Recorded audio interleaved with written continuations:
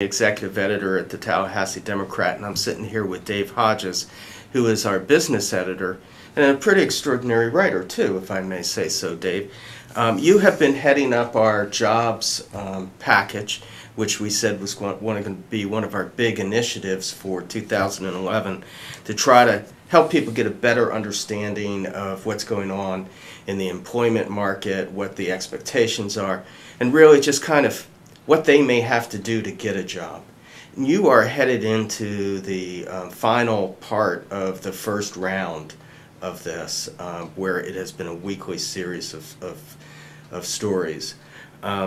This week's package is pretty special in that you're going to have expanded coverage. And talk to us a little bit about the survey that we've been doing and how that will help people. We started earlier this month in contacting some of our larger non-government employers in the area to find out what their outlook is for recruiting for the remainder of the year, and got some really good responses. We have folks that are representative of a lot of different fields, and we're confident that we've got some good information on where to look. There's also some information on the company's practices in terms of recruiting and how they prefer you to actually contact them and submit applications. So let me ask you in a nutshell, this Sunday when I pick up the newspaper, what am I going to find as the outlook locally? What are you hearing? What are you being told? Some companies have indicated that they've got staffing needs in particular areas related to health and in some of the technological and contracting areas. And by that I mean companies that have gotten awards of contracts for work that's coming up that they need personnel in order to complete. The other areas that are prevalent are things having to do with the retail sector, because we're still buying basic products and services even though our economy hasn't been the greatest. So the nutshell view of that is to be ready, because job openings could occur at any time, and there's some definite areas to pay attention to and follow. Have any specific employers said to you, yeah, we're planning to hire?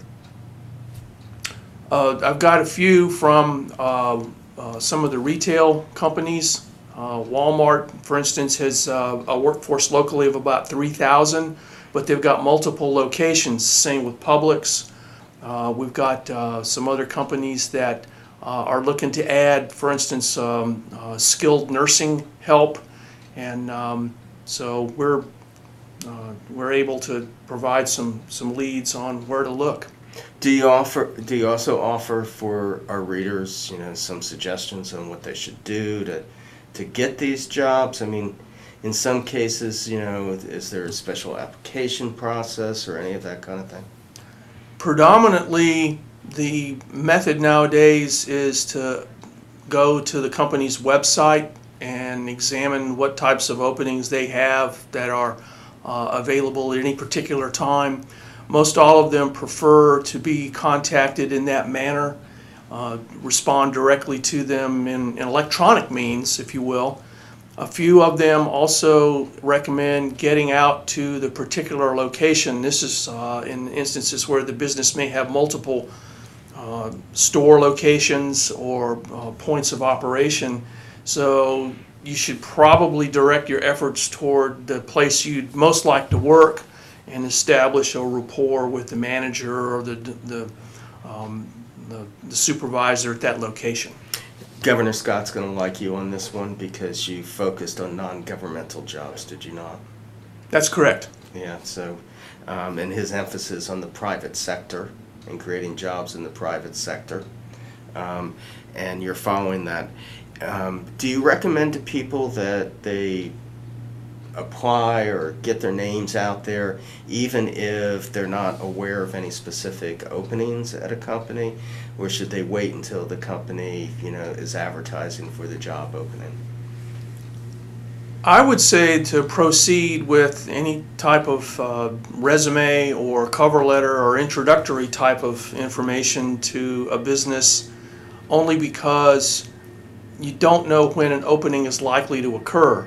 And it could be because of someone retiring or moving out of the area, or there could be other situations that come up where a vacancy occurs very quickly. And if you have already contacted them and made yourself known that you're available, then that might give you a little bit of an edge. The thing that I'm impressed with, that I think sends a significant message, is that you were mentioning to me before we went live on the video that that you actually have had some companies contacting you and saying, hey, I want to be a part of that story. And does that say to you anything in terms of, what's going on with the job market here? I think most companies realize how critical what's referred to as human capital is for their success. They put a lot of time and effort into the HR function and into recruiting, and so they are looking to attract the best talent, not overlook people. They also are encountering situations where they probably get a lot of applicants for positions that open, but I think everybody wants to feel as though they're contributing to the workforce growth in the area, some more than others. If I've got a 5-person business and I need to add 2 people, then that's just as valid as somebody that's going to be, adding the dozens or maybe hundreds.